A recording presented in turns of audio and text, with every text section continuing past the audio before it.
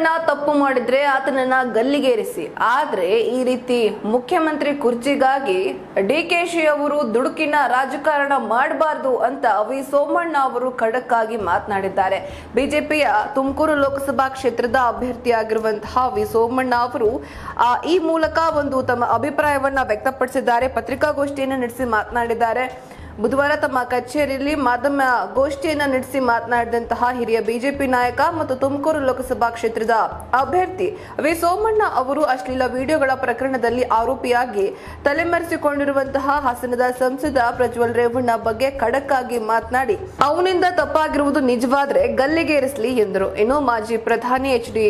ದೇವೇಗೌಡರ ಬಗ್ಗೆ ಭಕ್ತಿ, ಶ್ರದ್ಧೆ ಮತ್ತು ಅಭಿಮಾನದಿಂದ ಮಾತನಾಡಿದಂತಹ ಅವರು ತಾವು ಅಂದ್ರೆ ಸಿದ್ದರಾಮಯ್ಯ ಮತ್ತು ಸಿಂಧ್ಯಾ ಮೊದಲಾದವರೆಲ್ಲ ಸಂಸ್ಕಾರವನ್ನ ಕಲಿತಿದ್ದೇ ಅವರಿಂದ ಅಂತ ಹೇಳಿದ್ದಾರೆ. ಪ್ರಜ್ವಲ್ ಅವರ ಮೊಮ್ಮಗನಾಗಿರುವ ಕಾರಣಕ್ಕೆ ರಿಯಾಯಿತಿ ಕೊಡುವ ಅವಶ್ಯಕತೆ ಇಲ್ಲ, ತಪ್ಪು ಮಾಡಿದ್ರೆ ಶಿಕ್ಷೆ ಆಗ್ಲೇಬೇಕು ಅಂತ ಸೋಮಣ್ಣ ಹೇಳಿದ್ರು. ಇನ್ನು ಶಿವಕುಮಾರ್ ಅವರಿಗೆ ಕಿವಿ ಮಾತನ್ನ ಸಹ ಹೇಳಿದ ಸೋಮಣ್ಣ, ಮುಖ್ಯಮಂತ್ರಿಯಾಗುವ ಆಸೆಗಾಗಿ ದುಡುಕುವುದು ಬೇಡ, ಆತುರದಲ್ಲಿ ನಿರ್ಣಯಗಳನ್ನ ತೆಗೆದುಕೊಂಡರೆ ಉಲ್ಟಾ ಹೊಡೆಯುತ್ತದೆ ಅಂತ ಹೇಳಿದ್ದಾರೆ.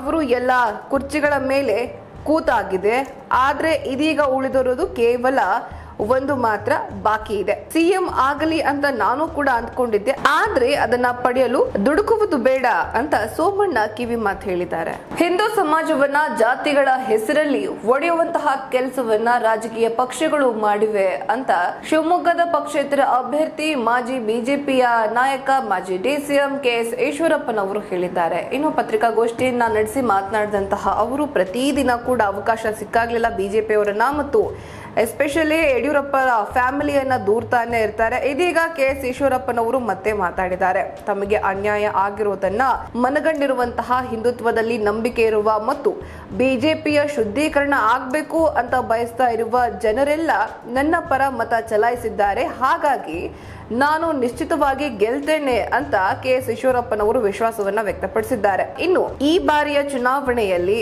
ಮುಸ್ಲಿಂ ಮತದಾರರು ಜಾಗೃತಗೊಂಡು ಹೆಚ್ಚಿನ ಸಂಖ್ಯೆಯಲ್ಲಿ ಮತದಾನ ಮಾಡಿದ್ದಾರೆ ಅಂತ ಹೇಳಿದ್ದಾರೆ.